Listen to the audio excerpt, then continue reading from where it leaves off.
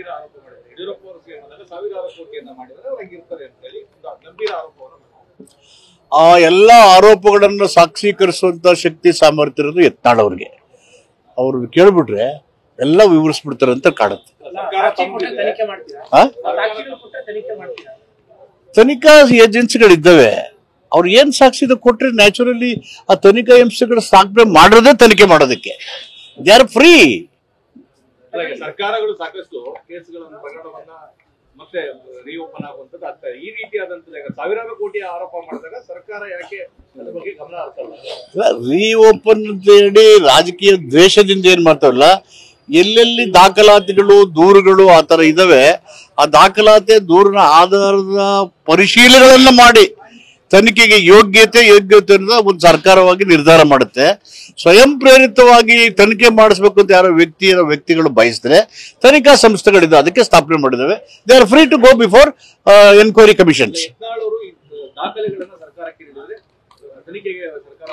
ಮೊದಲು ದಾಖಲಾತಿ ನೀಡ್ಲಿ, ಲೆಟ್ ದೆಮ್ ಗಿವ್ ಡಾಕ್ಯುಮೆಂಟ್ಸ್.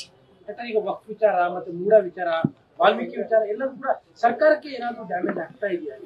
ಈಗ ಇವೆಲ್ಲವೂ ಕೂಡ ಒಂದು conspiracy. MUDA is not an issue, the made it an issue. ಅದ್ರ ಮುಖಾಂತರ ಸಿದ್ದರಾಮಯ್ಯನವರ ನಾಯಕತ್ವವನ್ನ ವ್ಯಕ್ತಿತ್ವನ ಹಾಳು ಮಾಡಿ ಚುನಾಯಿತ ಸರ್ಕಾರನ ಬುಡಮೇಲ್ಪಡ್ತಕ್ಕಂಥ ಪ್ರಯತ್ನಗಳು ಪಿತೂರಿ ನಡೆದಿರತಕ್ಕಂಥದ್ದು ಜಗಜ್ಜಾಹೀರಾಗೋಯ್ತು. It is not an issue.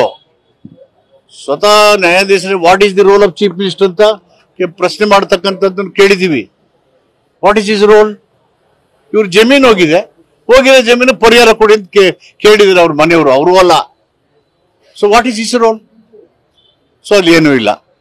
ಹಾಗೇನೆ ವಕ್ಫ್ದು 2,000 ಅರ್ಜಿಗಳಿಗೆ ಎನ್ಕ್ವೈರಿ ಅವರೇ ಹಾಕಿದ್ರು ಬಿಜೆಪಿಯವರು. ಅವರೇ ಮಾಡ್ಬಿಟ್ಟು ಪುನಃ ಇವ್ರು ಮಾಡ್ದಂಗೆ ಕೊಡೋದು ಅಂತ ಎಷ್ಟು ಸರಿ? ಇವೆಲ್ಲ ದಾಖಲಾತಿ ಆಧಾರದ ಮೇಲೆ ಯಾರ ವಸ್ತು ಯಾರಿಗೆ ಸೇರ್ತು ಅಂತ ಹೇಳಿ ಅದನ್ನ ಪರಿಶೀಲನೆ ಮಾಡ್ಬೇಕು ಕಾನೂನಾತ್ಮಕವಾಗಿ. ಅದು ಕಾನೂನಾತ್ಮಕ ಸರಿ ಇಲ್ದಿದ್ರೆ ಕ್ರಮ ತಗೋತೀವಿ. ಹೇಳಿದರೆ ಮುಖ್ಯಮಂತ್ರಿಗಳು ರೈತರು ಯಾವ ಜಮೀನು ಇದು ಮಾಡ್ಬಿಡಿ ಅಂತ ಹೇಳಿದ್ಮೇಲೆ where is the question of ಇದು? ನಿಮ್ ಪ್ರಕಾರ ಮೂಡ ಏನು ಹಗರಣ ಅಲ್ಲ ಅಂತ ಖಂಡಿತ ಇಸ್ ನಾಟ್ ಅನ್ ಇಶ್ಯೂ. ಯಾರಿಗೆ? ಸಿಎಂ ಅವರ ಇದಕ್ಕೆ ಜುಡಿಷಿಯಲ್ ಕಮಿಷನ್ ಎನ್ಕ್ವೈರಿ ಮಾಡಿದೆ.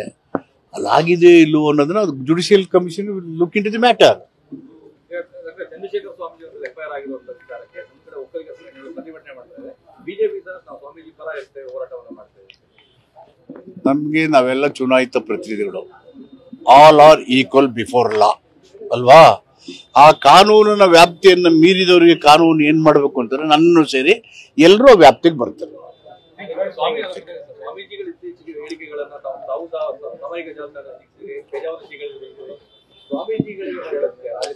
ನೋಡಿ, ವಿ ರೆಸ್ಪೆಕ್ಟ್ ಅವರ್ ಶ್ರೀಸ್. ಒಂದು ಧಾರ್ಮಿಕ ಸಂಸ್ಥೆ ಮುಖ್ಯಸ್ಥರಿಗೆ ನಮ್ಗೆ ಅವ್ರ ಬಗ್ಗೆ ಗೌರವ ಇದೆ.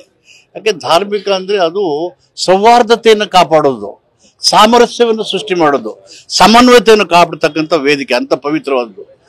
ಅಲ್ಲಿರ್ತಕ್ಕಂಥವ್ರು ಈ ಒಂದು ಚೌಕಟ್ಟಿನ ಕಾನ್ಸ್ಟಿಟ್ಯೂಷನ್ ಉದ್ದೇಶನೂ ಇದೇನೆ, ಸ್ವಾತಂತ್ರ್ಯದ ಉದ್ದೇಶನೂ ಇದೇನೆ. ಅದಕ್ಕೆ ವ್ಯತಿರಿಕ್ತ ಆದಾಗ ಡಿಸ್ಟರ್ಬ್ ಆಗ್ತದೆ.